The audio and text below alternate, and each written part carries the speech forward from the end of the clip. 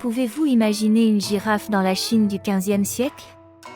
Cela peut sembler étrange, et pourtant, au début du XVe siècle, une girafe est bel et bien arrivée à la cour impériale chinoise. Mais comment une girafe africaine a-t-elle pu arriver jusqu'en Chine? Pour le comprendre, il faut remonter à l'époque de l'empereur Yongle et à l'un des plus grands navigateurs de l'histoire chinoise, Zhen-He.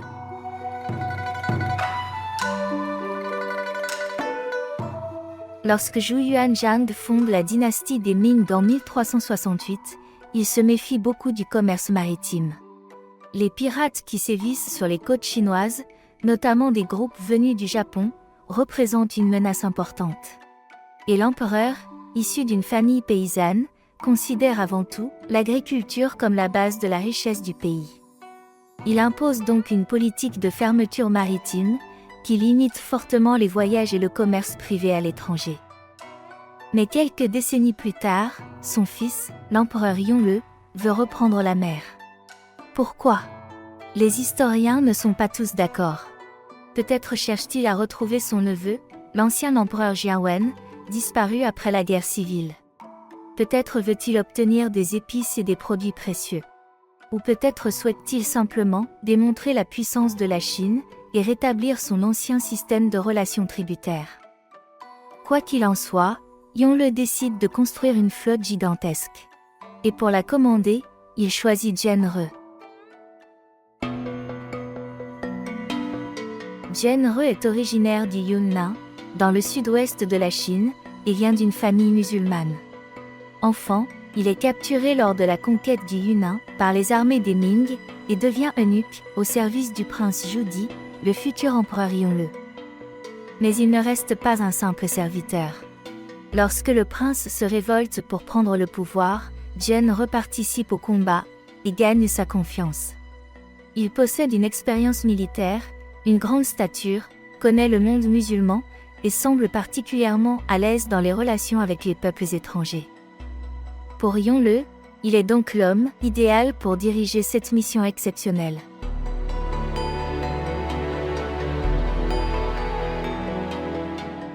En 1405, Zhen-He quitte la Chine, à la tête d'une flotte impressionnante.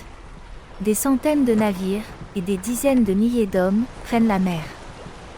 Mais dès son premier voyage, Zhen-He doit faire face à des situations particulièrement dangereuses.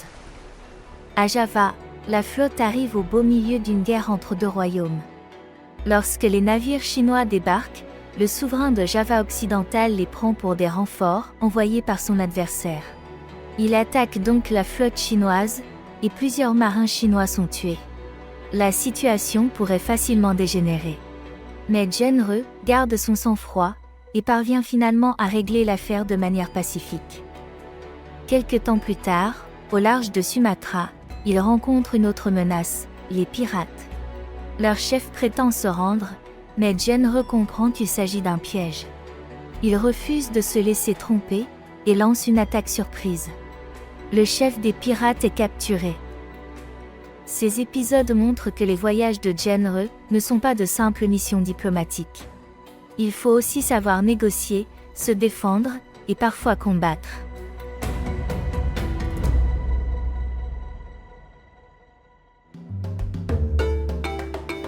Zhen-He effectue au total 7 grandes expéditions entre 1405 et 1433. Ces navires visitent de nombreux ports de l'océan Indien, Sumatra, Java, Malacca, le Sri Lanka, l'Inde, la péninsule arabique. Ils vont encore plus loin. La flotte atteint la côte orientale de l'Afrique, établissant ainsi des contacts entre la Chine des Ming et plusieurs royaumes africains. Des ambassadeurs étrangers viennent ensuite en Chine pour rendre visite à l'empereur. Ils apportent avec eux de l'ivoire, des épices, des pierres précieuses et des animaux inconnus des Chinois. Parmi eux se trouve une girafe. Les Chinois ne connaissent évidemment pas cet animal. Ils pensent alors avoir devant eux une créature légendaire, le Tsilin, un animal mythique associé à la paix et à la prospérité.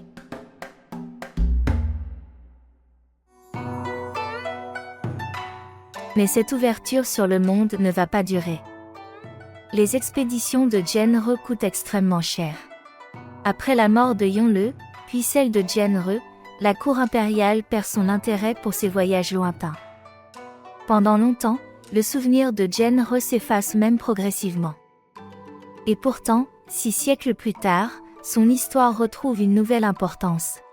Depuis 2005, le 11 juillet, date symbolique du départ de la première expédition de Genre, est célébrée comme la journée maritime de la Chine. C'est une manière de rappeler qu'au début du XVe siècle, bien avant l'époque des grandes explorations européennes, des navires chinois traversaient déjà les océans et reliaient la Chine au monde. Merci de votre écoute. À très bientôt.